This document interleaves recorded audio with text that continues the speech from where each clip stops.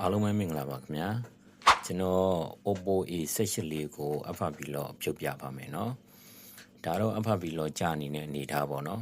ကျွန်တော်တို့ Oppo A18 အလုံးကကျွန်တော်တို့ဒီတာမန်ဖုန်းတွေလို့ Android 2နဲ့တခါတည်းဖြုတ်လို့မရဘူးပေါ့เนาะဒါဆိုတော့ကျွန်တော်တို့ဒီ CPU eMMC ကြားက CLK လေးကို ground ချပြီးဖြုတ်ရတာဖြစ်နေတဲ့အတွက်ဒါ hardware ရော software ရောနှစ်ခုပေါင်းပြီးတော့လုပ်ရတာပေါ့เนาะဒါဆိုရင်ကျွန်တော်တို့အရင်ဆုံး Unlock 2လေးကိုဖွင့်လိုက်မယ်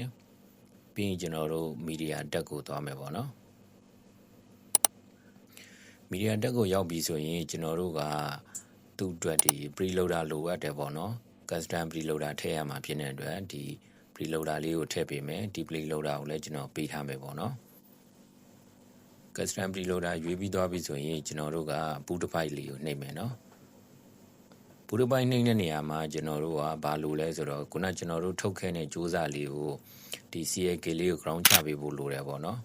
ဒီမှာကျွန်တော်ပြထားတဲ့အတိုင်းဒီ battery ကြိုးကိုဖြုတ်ထားပေါ့နော်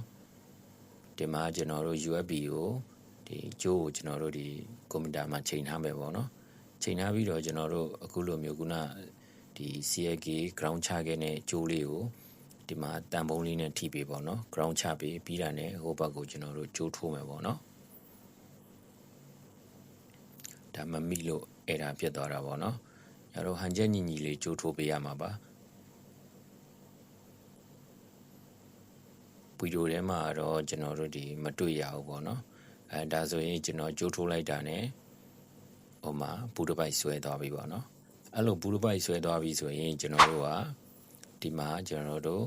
array FRB ဆိုတာလေးကိုနှိပ်လိုက်မယ်ပေါ့နော်ဒီလို FRB ကိုနှိပ်လိုက်ပြီးဆိုရင်ဒီမှာဒန်းပြသွားတာ ਨੇ FRB လို့ပြုတ်သွားပါပြီကျွန်တော်တို့ဒီကောင်လေးကိုအခုလိုမျိုး ground မချဘဲနဲ့ဖြုတ်မယ်ဆိုလို့ရင်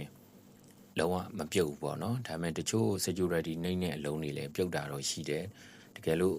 ဘယ်လိုဖြုတ်မပြုတ်ခဲ့ဘူးဆိုရင်ဒီနည်းနဲ့ကတော့လုံးဝပြုတ်ပါတယ်ဒါဆိုရင်ကျွန်တော်တို့ကဒီကျွန်တော်တို့ခုနဖွင့်ထားတဲ့ဖုန်းလေးကိုစက်ပြတက်ပြီးတော့ FRB လို့ပြုတ်မပြုတ်ကြည့်မယ်ပေါ့နော်ကျွန်တော်တို့ဒီ CLK ground ချတာနဲ့ကြိုးလေးကိုတော့ဂျမန်ကြိုးလေးကိုတော့ပြန်ဖြုတ်ပေးပေါ့နော်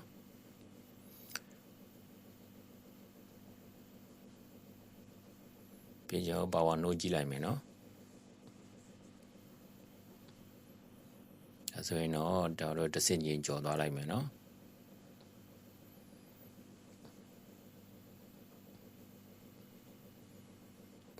ဒါဆိုရင်တော့ကျွန်တော်တို့ဒီ FRB လို့ပြုတ်သွားပြီပေါ့နော်ဒီအခုကျွန်တော်ပြထားပေးတဲ့နေရာတော့ကျွန်တော်တို့ software နည်းနဲ့ဖြုတ်လို့မပြုတ်ဘူးဆိုရင် hardware software အခုလိုမျိုးပေါင်းပြီးတော့ဖြုတ်လို့ရပါတယ်เนาะ